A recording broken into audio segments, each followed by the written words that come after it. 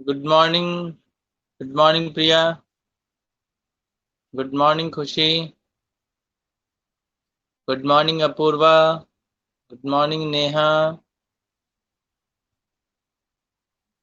Good morning.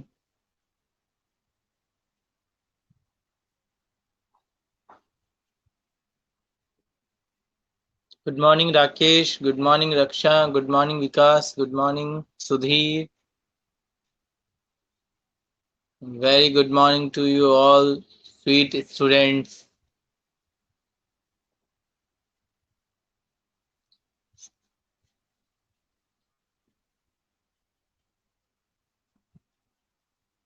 तो प्रिया आपने कौन सा सब्जेक्ट लिया बेटा? प्रिया,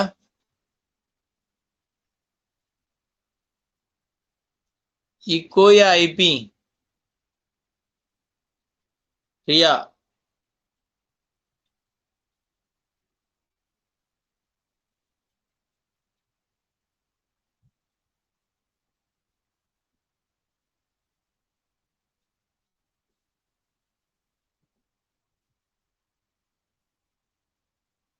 प्रिया सुन पा रहे हो मुझे या फिर एग्जिट हो गए?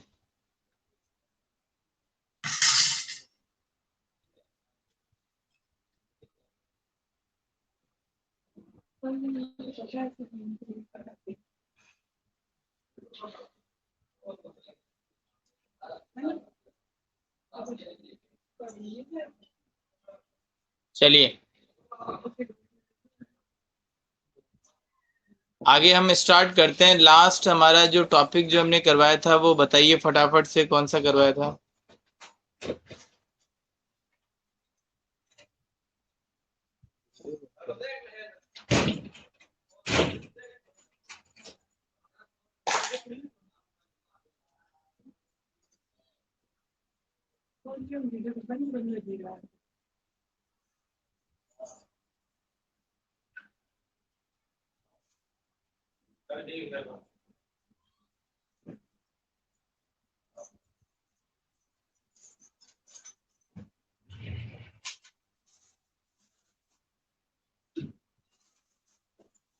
तो वो जो मेथड पढ़ रहे थे वो हो गए थे आई थिंक, मतलब मेथड क्या, ये डिफरेंसेस।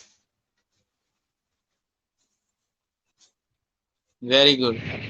तो आगे हम ऐसा करते हैं, स्टार्ट करते हैं सैम्पलिंग के अंदर, methods of sampling.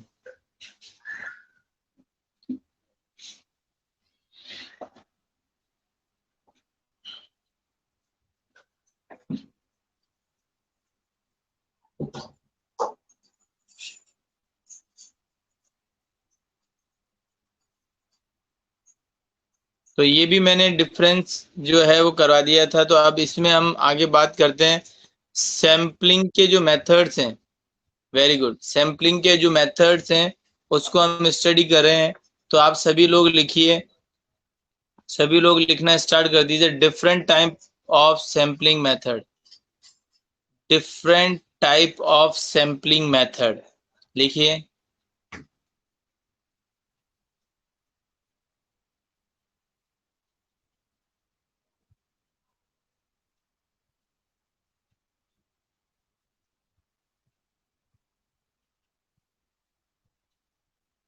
Different type of sampling method.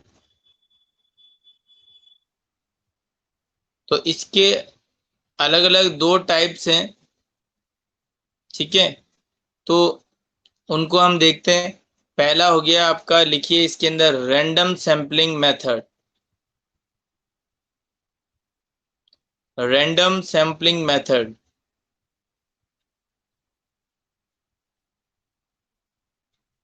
पहला लिखिए different type of sampling method के अंदर रैंडम सैम्पलिंग मेथड। और दूसरा लिखिए non random sampling method.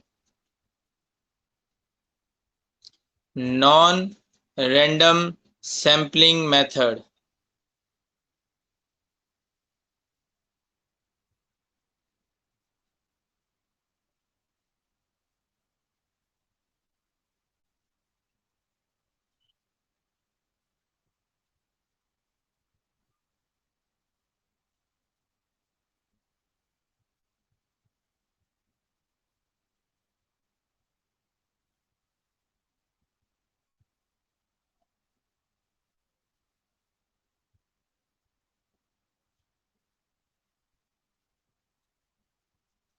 Random sampling and non random sampling दोनों लिख लिया आपने। अब इसके अंदर जो रैंडम सैम्पलिंग मेथड है इसमें भी आप इसके भी पार्ट लिखिए, रैंडम सैम्पलिंग मेथड के भी पार्ट लिखिए, सब पार्ट जो है ना इसके वो लिखिए।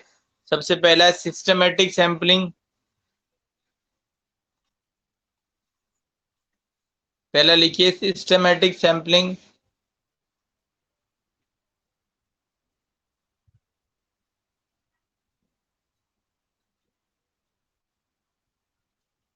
दूसरा लिखिए स्ट्रेटिफाइड सैम्पलिंग।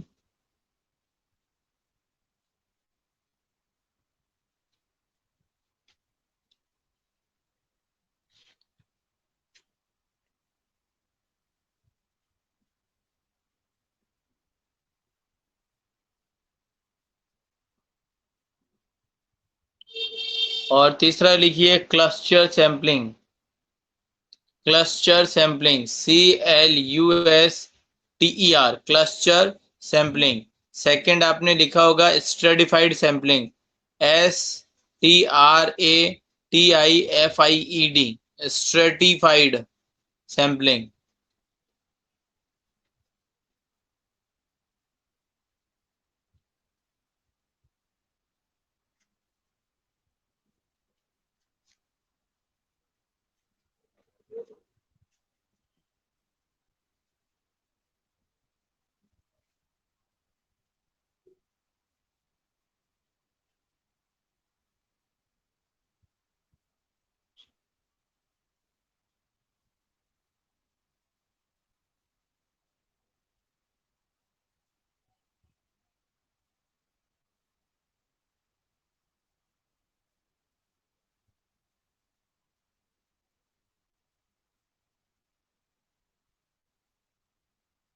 लिख लिया सभी ने?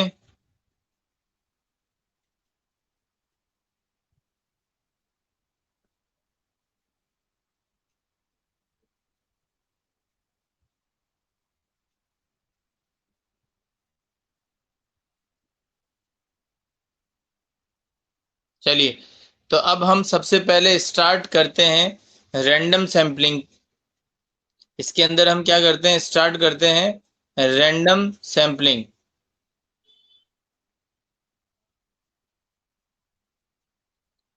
आपकी बुक में है ही नहीं?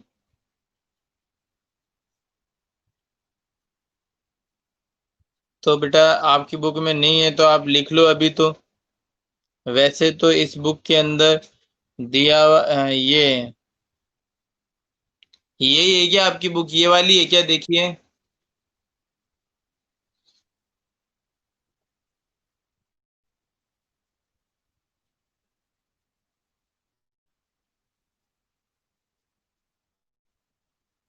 ये वाली है क्या आपकी बुक?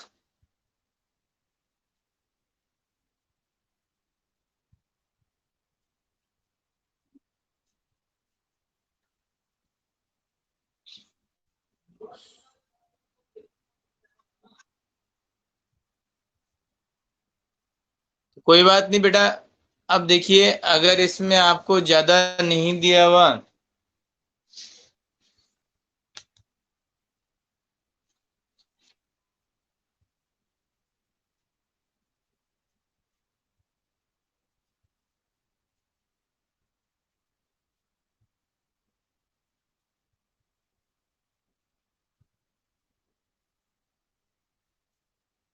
आप ऐसा करिए रैंडम सैम्पलिंग के अंदर लिखना स्टार्ट करिए। ज़्यादा इसके पार्ट्स जो इसके मैंने बताए हैं वो इसके अंदर दिए हुए नहीं है, लेकिन ऐसा है कि मैं आपको इनको थोड़ा बहुत समझा दूंगा। और इनको आपको जैसे एक बार थोड़ा ध्यान रख लीजिएगा। लेकिन रैंडम सैम्पलिंग जो है इसमें आप लिखिए।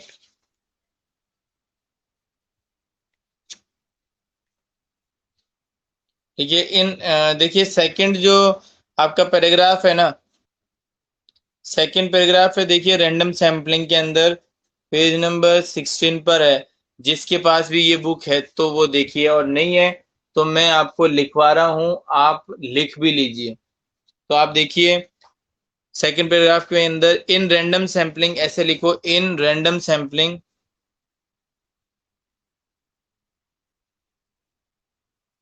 every individual has an equal chance, every individual of an equal chance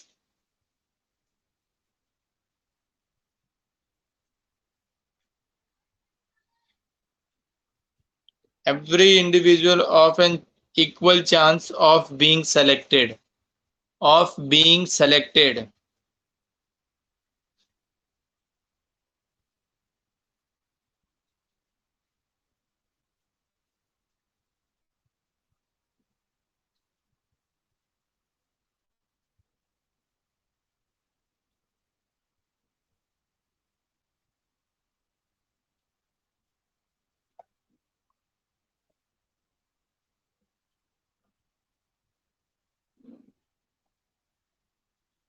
देखो आपने एक वो देखा होगा, एक लॉटरी मेथड देखा होगा आपने, लॉटरी सिस्टम। क्या होता है कि हम पर्चियां बनाते हैं, पर्चियां बनाकर और उन पर्चियों को यूं करके घुमाकर और एक जगह डाल देते हैं, और फिर हम क्या करते हैं, उनमें से एक पर्ची उठाते हैं। तो यहां पर क्या बोला, in random sampling there is equal chance to all. सभी को क्या मिल रहा है यहाँ पे, इक्वल चांस मिल रहा है, क्योंकि वो किसी की भी पर्ची उठ सकती है, वो किसी की भी पर्ची वहां से उठा सकते हैं। तो यहाँ पर इसीलिए क्या बोला, रैंडम सैम्पलिंग के अंदर जैसे कि ये लॉटरी सिस्टम की जैसे होता है वैसे ही होता है ये भी। कोई कोई भी जो है वो इसके अंदर उसकी पर्ची ओपन हो सकती है। ठीक है, रैंडमली यहाँ पे हर एक पॉपुलेशन के इंडिविजुअल पर्सन को यहाँ पे इक्वल चांस मिलता है सेलेक्ट होने का। तो अब इसके अंदर आप आगे जो मैंने मेथड्स बताए हैं, ठीक है, उन मेथड्स के अंदर सबसे पहला मेथड मैंने बताया सिस्टमेटिक सैम्पलिंग, फिर दूसरा बताया था मैंने आपको स्ट्रेटिफाइड सैम्पलिंग, तीसरा बताया था क्लस्टर सैम्पलिंग। ये यदि आप नाम याद रखना चाहते हो तो नाम याद रख लो, और बाकी इसको अगर हम समझते हैं तो आप समझ भी सकते हो।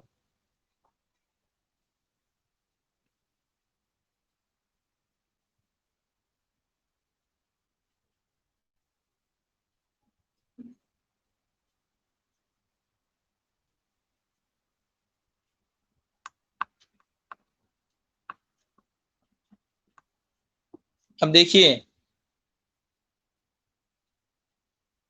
सबसे पहले सिस्टमेटिक सैम्पलिंग की बात करते हैं हम। सिस्टमेटिक सैम्पलिंग क्या होता है, जैसे कि मान के चलें 100 इंडिविजुअल कोई पर्सन है, 100 इंडिविजुअल कोई पर्सन है, और उनके लिए हमें क्या करना है, सैंपल तैयार करने हैं कि भाई, अब देखिए यहाँ पे every fifth individual person is being selected.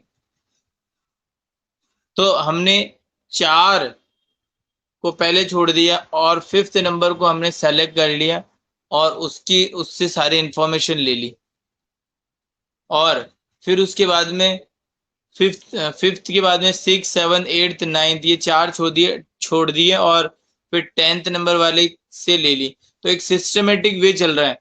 10th के बाद में 15th वाले नंबर पर आए, उससे ले ली, फिर 20 नंबर पे, फिर ऐसे 25 30 35 40 इस तरीके से आप क्या करते गए, सेलेक्ट करते गए और 100 तक पहुंच गए। तो उसमें आपने सिंपल जैसे 20 इंडिविजुअल पर्सन को सेलेक्ट किया, तो ये एक सिस्टमेटिक ऑर्डर है, सिस्टमेटिक ऑर्डर है। ऐसे नहीं है कि किसी को भी आपने 3rd नंबर वाले को उठा लिया या फिर कभी इधर से आपने 14 नंबर वाले को उठा लिया, नहीं, ऐसा नहीं होगा। तो ये है आपकी सिस्टमेटिक, बिल्कुल एक सिस्टम वाइज चल रही है। तो ये बताइए, ये समझ में आया क्या, सिस्टफाइड क्या नाम, सिस्टमेटिक सैम्पलिंग।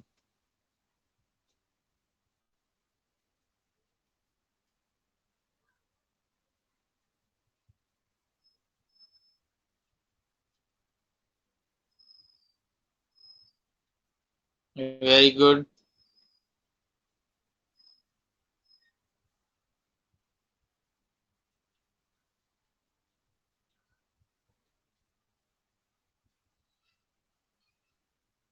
चलिए अब देखिए स्ट्रेटिफाइड जो सैम्पलिंग है उसके अंदर भी हम बात करते हैं। तो स्ट्रेटिफाइड सैम्पलिंग में हमने बात करेंगे कि जितनी भी पॉपुलेशन है, टोटल जो नंबर ऑफ इंडिविजुअल पर्सन है सारे के सारे, उनको हम क्या करते हैं, अलग अलग मल्टीपल ग्रुप में बांट देते हैं। जैसे कि हमने 10-10 का ग्रुप बना लिया। जैसे 100 इंडिविजुअल पर्सन थे, पहले में तो हमने क्या किया था, फिफ्थ नंबर वाले को चेक किया, फिर 10th नंबर वाले को, फिर 15 नंबर वाले को, ऐसे। लेकिन अभी हम क्या कर रहे हैं, जो पूरा टोटल पॉपुलेशन है उनमें भी हम उनका क्या बना रहे हैं, ग्रुप बना रहे हैं। 10-10 के ग्रुप बना दिए हमने, 10-10 के ग्रुप बना दिए। तो कितने ग्रुप बन गए, 10 ग्रुप बन गए। कितने ग्रुप बन गए, 10। अब उन 10 में से हम क्या कर रहे हैं, कोई भी जैसे इंडिविजुअल जो पर्सन है उनसे हम डेटा कलेक्ट कर रहे हैं। ठीक है, तो वो जो डेटा होगा वो क्या कहलाएगा, आपका स्ट्रेटिफाइड सैंपलिंग। क्या कहलाएगा, स्ट्रेटिफाइड सैंपलिंग।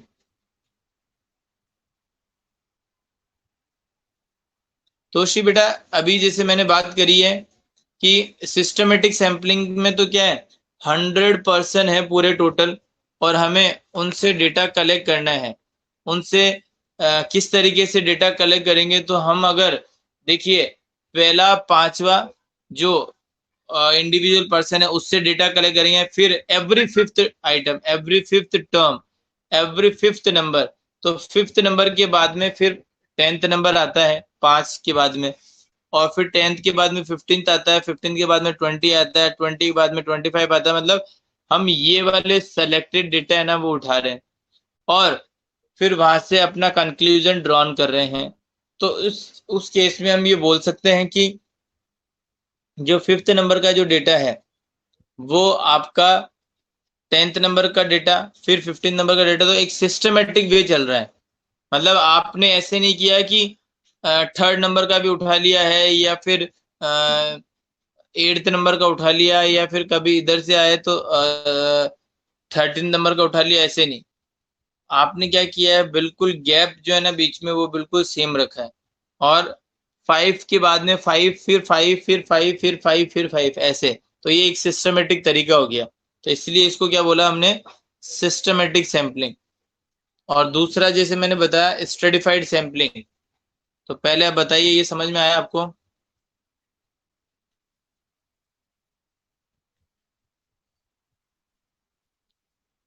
स्ट्रेटिफाइड सैंपलिंग में क्या है, देखो अगेन मैं वही 100 ग्रुप ले रहा हूं मैं। क्या ले रहा हूँ, 100 का एक ग्रुप ले रहा हूँ। उस 100 के ग्रुप में मैं फिफ्थ फिफ्थ आइटम को नहीं ले रहा हूँ। उनमें उन ग्रुप को मैंने 10 ग्रुप में बांट दिया। उन ग्रुप को मैंने 10 ग्रुप में बांट दिया, और उन ग्रुप में से मैं क्या कर रहा हूँ, 10-10 के ग्रुप बना दिए। उस ग्रुप में से मैं अपनी कोई भी पर्सन को उठाकर और उससे कुछ इंफॉर्मेशन जो चाहिए वो ले रहा हूँ। तो ये एक तरीके से कौन सा मेथड हो गया, स्टडीफाइड सैम्पलिंग। कौन सा मेथड हो गया ये, स्टडीफाइड सैम्पलिंग।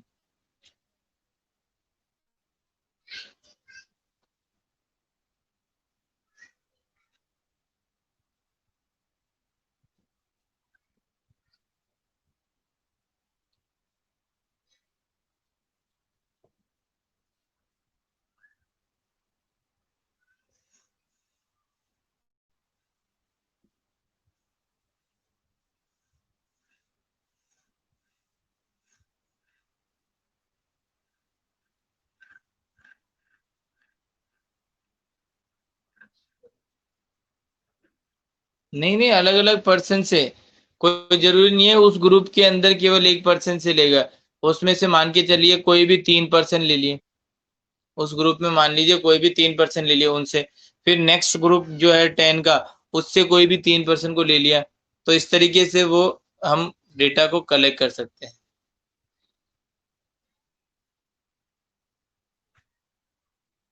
समझ आया। अब हम बात करते हैं क्लस्टर सैंपलिंग के। तो क्लस्टर सैंपलिंग के अंदर हम बात करते हैं कि ग्रुप के भी और ज्यादा सब पार्ट। हमने क्या किया, हमारे जो टोटल पूरा सैंपलिंग के पॉपुलेशन है उनको डिफरेंट डिफरेंट पार्ट्स के अंदर उनको डिवाइड कर दिया, ठीक है।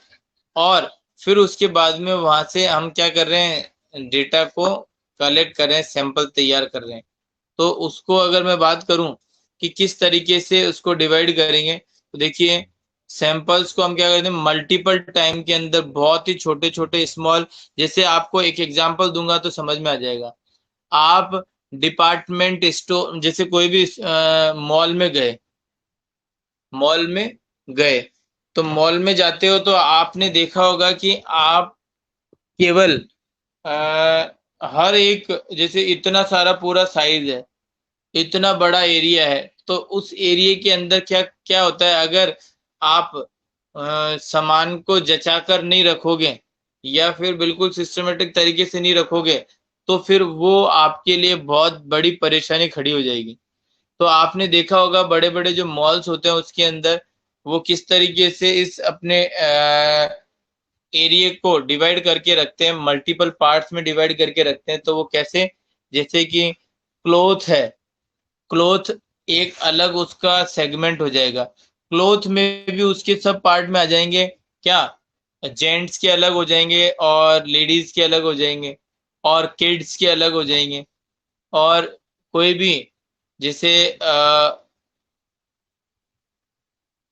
क्लोथ के अलावा जैसे अगर मैं बात करूं जनरल स्टोर का जो आइटम है उसकी, तो उसके अंदर भी अलग अलग पार्ट हो जाएंगे। जैसे जनरल स्टोर के अंदर कोल्ड ड्रिंक का एक सेक्शन अलग कर दिया, नमकीन का सेक्शन अलग कर दिया, ऑयल एंड घी का अलग कर दिया सेक्शन, ठीक है ना। तो इस तरीके से वो क्या करते हैं, उनमें वेरीफाई करते हैं और पार्ट्स में डिवाइड कर देते हैं। तो डिपार्टमेंट जो होते हैं उसको ही, वो जो सब पार्ट किए हमने इंडिविजुअल पर्सन के, वो किस में आते हैं, आपके क्लस्टर सैंपलिंग के अंदर। बोलिए समझ में आया क्या। जैसे एक सिटी है, एक हमारा जयपुर सिटी है, उसके अंदर अगर मैं बात करूं, बहुत सारे रोड्स बनी हुई है, क्या बनी हुई है, रोड बनी हुई है। तो एक ही सिटी में कितनी सारी रोड्स बनी हुई है, अलग अलग। तो वो क्या हो गई आपकी एक तरीके से, कोई भी आप उसके अंदर जा सकते हो, किसी भी रोड पे जा सकते हो, हाईवे हो या फिर किसी भी रोड पे। तो ये एक तरीके से आपका क्लस्टर सैंपलिंग। तो ये तो मैंने आपको समझाया है। और नॉन रैंडम सैंपलिंग के अंदर, non random sampling,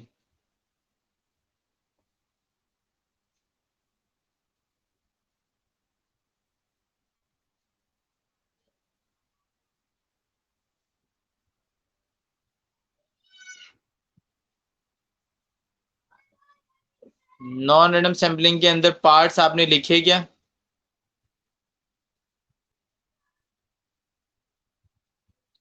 non random sampling के जो पार्ट्स हैं वो लिखे थे क्या आपने।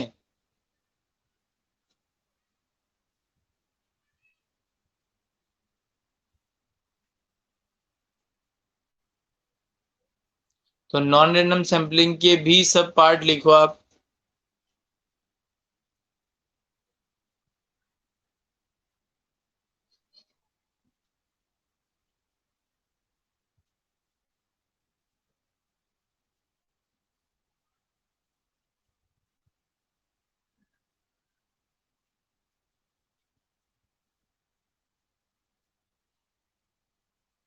सबसे पहले लिखो जजमेंटल सैंपलिंग,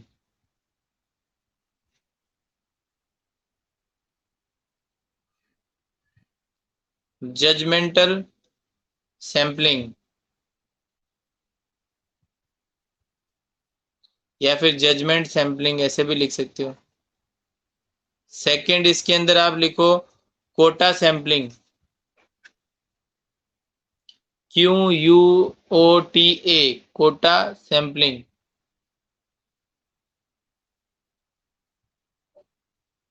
तीसरा लिखो आप कन्वीनियंस सैम्पलिंग, कन्वीनियंस सैम्पलिंग।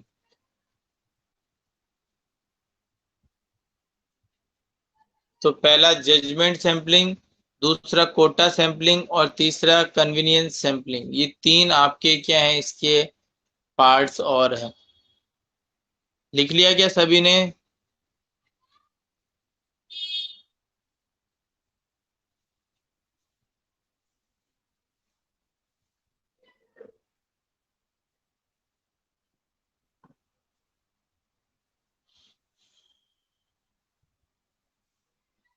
देखिए, जजमेंटल सैम्पलिंग के अंदर क्या होता है कि कोई भी जो भी आपके इंडिविजुअल आइटम्स हैं, जैसे मैंने बोला 100 टोटल है, उसके अंदर हमको सैम्पलिंग करनी है। तो इसके अंदर कोई एक सिस्टमेटिक तरीका नहीं होता कि 5वां पॉइंट लेना है या ग्रुप बनाकर लेना है या इस तरीके से नहीं। जजमेंटल का मतलब, जजमेंट का मतलब हो गया अपनी तरफ से, अपनी इच्छा से वो कोई सा भी सैंपल उठा सकता है और उसको जज कर सकता है, इन्वेस्टिगेट कर सकता है। जैसे कि 100 में से सीधा ही उठा लिया 73rd आइटम उठा लिया और उसको क्या कर लिया, चेक कर लिया। या फिर 100 में से मान के चले 54th आइटम उठा लिया और उसको जज कर लिया, कोई सा भी। सीधा 99 भी उठा सकता है, सीधा 100 भी उठा सकता है, ठीक है ना। तो कोई सा भी एक मेथड, इस मेथड के अंदर कोई सा भी अपनी तरफ से, अपनी इच्छा से हम चॉइस करते हैं सैंपल और उसको लेकर और उसके ऊपर हम स्टडी करते हैं। बताइए, समझ आया क्या ये भी आपको?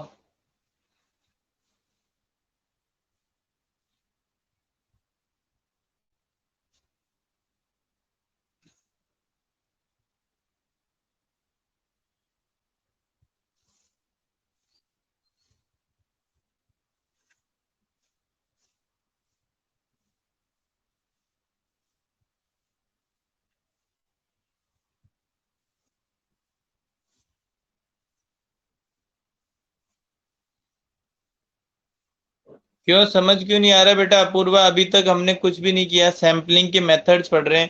पहले मैंने सैम्पलिंग के मेथड को दो पार्ट में डिवाइड किया। पहला था रैंडम सैम्पलिंग, दूसरा था नॉन रैंडम सैम्पलिंग। फिर रैंडम सैम्पलिंग के अंदर तीन मेथड हमने पढ़े थे, वो अभी आपको लिखवाई दिए थे, सिस्टमेटिक सैम्पलिंग और सारा चीजें। एंड देन उसके बाद में अभी दूसरा स्टार्ट किया है नॉन रैंडम सैम्पलिंग। तो नॉन रैंडम सैम्पलिंग के अंदर अभी मैंने आपको पहला तो लिखवाया था ये जजमेंट सैम्पलिंग, दूसरा लिखवाया कोटा सैम्पलिंग और तीसरा मैंने लिखवाया है आपको कन्वीनियंस सैम्पलिंग, कन्वीनियंस सैम्पलिंग।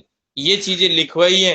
अब इनको मैं केवल समझा रहा हूं, लेकिन उनको, उनका पूरा डिटेल में नहीं लिखवा रहा क्योंकि आपके बुक में नहीं है। आपकी बुक में होता तो इनको अभी मैं लिखवा भी देता। समझ आ रहा है आपको? इस वजह से फिर मैं थोड़ा सा इसमें लिखवा नहीं रहा हूँ, नहीं तो अभी मैं लिखवा देता, आपकी बुक में भी होता तो।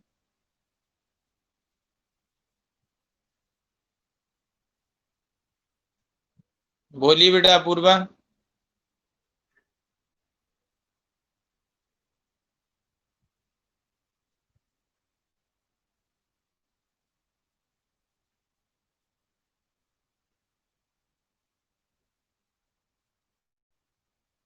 जजमेंट में मतलब क्या होता है कि देखो, 100 का एक ग्रुप है, पूरा 100 हमारे पास में पूरे पड़े हुए हैं।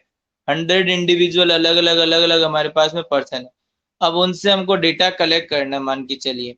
तो डेटा कलेक्ट करेंगे तो हमारी इच्छा से मैंने बोल दिया मैं डेटा कलेक्ट करने जा रहा हूँ, 100 का डेटा कलेक्ट करने जा रहा हूँ। अब ये मेथड क्या है, सैंपल के मेथड से। तो हम क्या करेंगे, सैंपल ही तो लेंगे। ऐसा तो है नहीं कि 1 से स्टार्ट हो जाएंगे और 100 तक सारे के सारे को ही हम क्या कर लेंगे, चेकआउट कर लेंगे। तो फिर सैंपल कहाँ पे रहा? वो सैंपल तो तभी होगा जिसमें से कुछ को हम क्या करते हैं, चेक करते हैं और फिर उसके हिसाब से हम पूरा कंक्लूजन ड्रॉन कर देते हैं 100 का। जैसे कि तुम्हारी क्लास है, तुम्हारी क्लास में 3-4 बच्चे जो हैं वो अच्छे बच्चे हैं मान के चलिए, और उनसे मैंने क्वेश्चन पूछ लिया तो उन्होंने जवाब दे दिया, तो मेरा एट द एंड क्या रहेगा, उस क्लास के लिए आंसर क्या रहेगा, कि ये क्लास बहुत अच्छी है और बहुत आगे तक जाएगी, ये बोलेंगे। लेकिन उन आपके 4 बच्चों मतलब जो भी आपके 20 25 30 50 बच्चे हैं, उनमें से मैंने जो 4 बच्चे जो उठाए ना, वो कौन से उठा लिए, जो कि क्या थे, बहुत ही ज्यादा जो पढ़ने लिखने वाले नहीं थे, ठीक है, खेल कूद मस्ती में ध्यान देते, उनको मैंने उठाया, उनसे डेटा कलेक्ट किया। जब उनसे सारी चीजें पूछी तो मुझे लगा कि यार इस ये क्लास क्या है, इस क्लास में कोई दम नहीं है, इस क्लास को तो पढ़ना ही नहीं चाहिए, ठीक है। तो ये क्या होती है कि हम 2 4 चीजों को पूछते हैं किसी से, और फिर पूरे के कंक्लूजन ड्रॉन कर देते हैं कि ये सारे के सारे इस तरीके के ही। तो ऐसे ही यहाँ पर हम बात करें, कोई भी सैंपल जब हम लेते हैं तो सैंपल लेने के बाद में हम पूरा जितना भी है उनके ऊपर एक कंक्लूजन ड्रॉन कर देते हैं। हाँ, बिल्कुल सही है।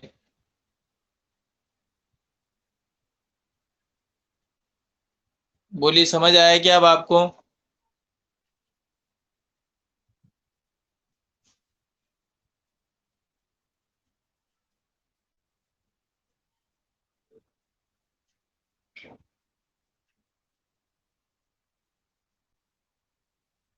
चलिए, अब आते हैं अपन कोटा सैंपलिंग पे।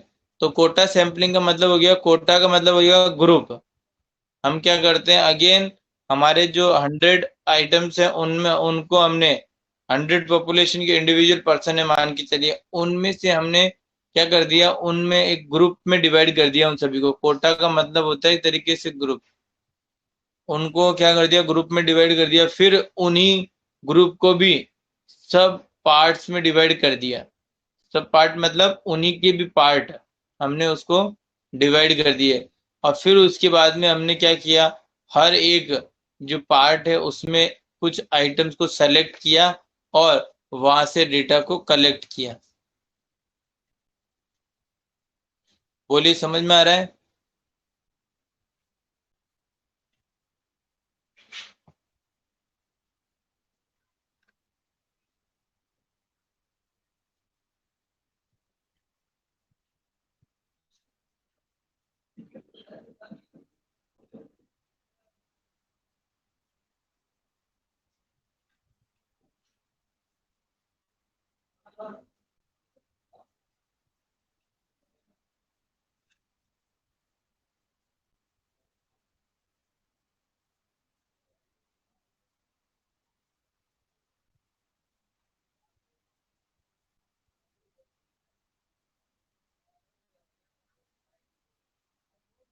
चलिए, तो अब हम आगे बात करते हैं किसकी, कन्वीनियंस सैम्पलिंग की। Convenience sampling.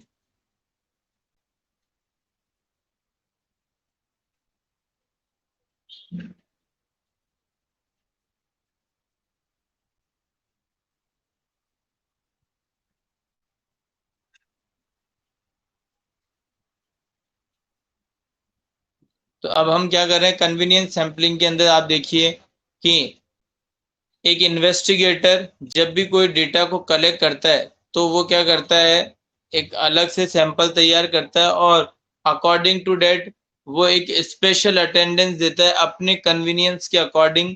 वो अपने डेटा को सेलेक्ट करता है अपनी कन्वीनियंस के अकॉर्डिंग, अपने अपने अपने तरीके के अकॉर्डिंग, ठीक है ना, जिसमें उसको सुविधा है, जिसमें उसको कोई दिक्कत नहीं आ रही है। तो अपनी कन्वीनियंस के अकॉर्डिंग वो क्या करता है, डेटा को सेलेक्ट करता है और अपना कंक्लूजन ड्रॉन करता है।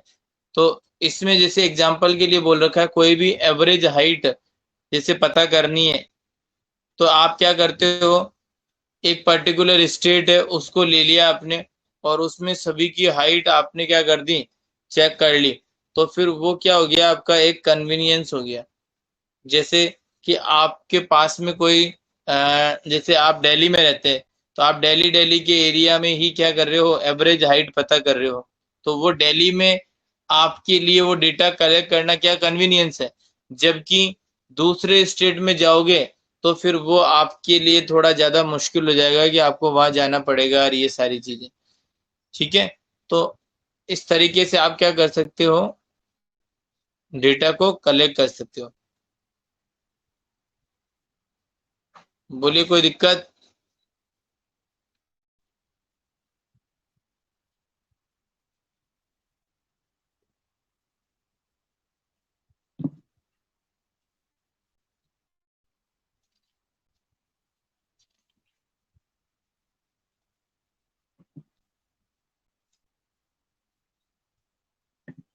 तो आज के लिए हम यहीं पे स्टार्ट ओवर करते हैं हमारी क्लास को, और नेक्स्ट क्लास के अंदर हम हमारे जो डेटा है उसका आगे वाला चैप्टर हम स्टार्ट करेंगे, जिसका नाम है ऑर्गेनाइजेशन ऑफ डेटा। मतलब अभी तक तो हमने क्या किया है, डेटा को कलेक्ट ही किया है। अब हम उसको क्या करेंगे, ऑर्गेनाइज करेंगे, सिस्टमेटिक तरीके से उसको जचाएंगे डेटा को। तो उसको बोलते हैं ऑर्गेनाइजेशन ऑफ डेटा। तो वो नेक्स्ट चैप्टर के अंदर पढ़ेंगे। तो आप जैसे ही हमारी इको की क्लास होती है तो आपको बताना है कि सर नेक्स्ट चैप्टर पढ़ना है हमें ऑर्गेनाइजेशन ऑफ डेटा का। ठीक है? Okay students, bye, thank you.